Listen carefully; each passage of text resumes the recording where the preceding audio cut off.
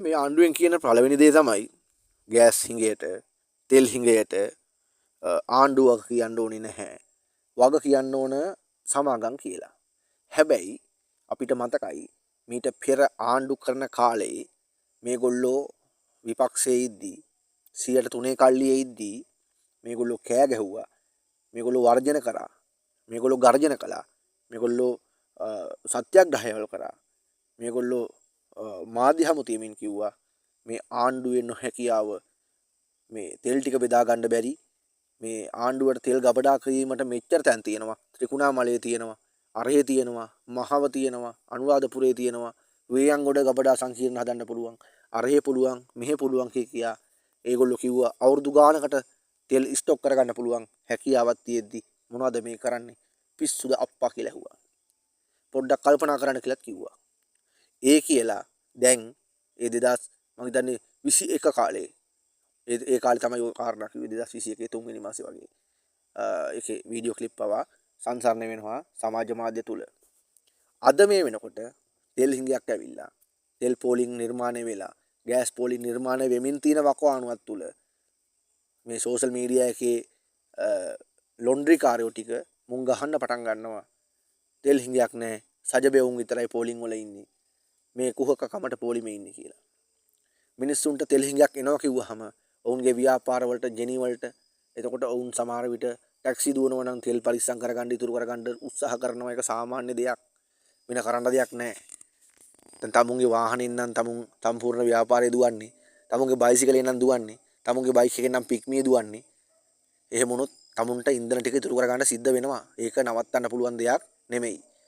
එහෙම තියෙද්දි අපිට පෝලිං වල මැරුණ මතකයි පෝලිං වල ලෙඩ වෙලා රෝහල් ගත කරා මතකයි පෝලිං වල ගුටි කෙල ගත්ත මතකයි පෝලිං වල මිනිස්සු කොයිතරම් අසරණ වෙලා හිටියද කියන එක මතකයි ඒ මතක කාලය නිසා පුළුවන් තරම් තෙල් එකතු කරගන්න උත්සාහ කරනවා මිනිස්සු මොකද ඒ කරන්න හේතුව ආණ්ඩුව වටන්න නෙවෙයි ඔවුන් නොවැටි ඉන්න ජනතාව නොවැටි ඉන්න ගෑස් සිලින්ඩරයක් වැඩිපුර ගිහින් තියාගන්න උත්සාහ කරන්නේ තමුන්ගේ ආපන ශාලාව හෝටලේ දවසක් හරි වැඩිපුර දුවා ගන්න පුළුවන් ද බලන්න මිසක් ආණ්ඩුව වටන්න නෙමෙයි. ඒක ප්‍රධානම කාරණේ. වැඩිපුර තෙල් තියන් ඉන්න මිනිස්සු වටලනවා කියන එක නෙමෙයි උත්තරේ. මතක තියාගන්න. එහෙම කරන්න આવොත් ප්‍රශ්නේ වෙනත් පැත්තකට යයි. සාමාන්‍යයෙන් සිද්ධ වෙන්නේ ඒකයි.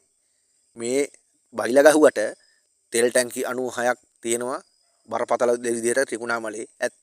ඔවුන් කිව්වේ ඇත්ත. ඒ වගේ ප්ලාන් කරන්න එහෙම ගබඩා කරන්න තැන් තියෙනවා තමයි. ඒ තිබුණට එහෙම කරන්න බෑ. එහෙම වත්කම් නැහැ. එහෙම ඩොලර් නැහැ. එහෙම ගෙන්නා ගැන එහෙම සංචිත පවත්වා ගැනීමේ හැකියාවක් ලංකාවට නැහැ කියන එක මේ ආණ්ඩුවට තේරුම් ගන්න තියෙන්නේ. මේ ආණ්ඩුව ගත්තට පස්සේ.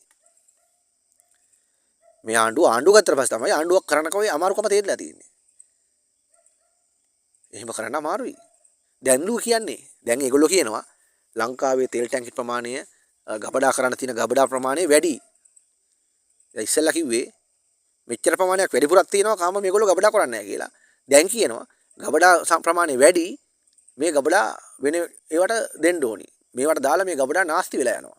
මාර කතා කියන්නේ. ජනතාව රැවටිල්ලක් ආයේ ලොවෙත් නැති වෙන්න. හැබැයි මේගොල්ලෝ මේ බොරු නොකියාව නම් මීට වෙඩි දෙයක් බලාපොරොත්තු වෙන්න තිබුණා. අඩු ගානේ මේ අපිවත් මෙහෙම කතා නොකරන්න තිබුණා. ඒ වගේ කතා නොකියාව නම්. දැන් කියලාවට පස්සේනේ ප්‍රශ්නේ තියෙන්නේ. දැන් මං වැඩ්ඩා කියලා ගෝඨාභය රාජපක්ෂ ආණ්ඩුව ගත්තට පස්සේ ගෝඨාභය වැඩෙක් නෙවෙයි හඩෙක් කියන එක තේරුනේ ආණ්ඩුව ගත්තට පස්සේනේ. දැන් පොඩ්ඩක් කල්පනා කරන්න කියලා මේ ආණ්ඩුව ගත්තට ඇත්තටම පොඩ්ඩක් කල්පනා කරලා හරියන්නේ නැහැ කියලා දැන් තේරෙනවා. ගොඩක් කල්පනා කරන්න වෙලා තියෙන්නේ. පොඩ්ඩක් කල්පනා කළා බෑ ගොඩක් කල්පනා කරන්න වෙනවා. ඒක තමයි මේ ආණ්ඩුව ගත්තට පස්සේ ජනතාවට හිතලා තියෙන්නේ. වචන දෙකේ මේ දෙබිඩි මානසිකත්වයේ දෙබිඩි ක්‍රියාමාර්ග නිසා ජනතාවට අප්‍රසාදයටපත් වෙලා වෙමින් යනවා දිනෙන් දින මේ ආණ්ඩුව.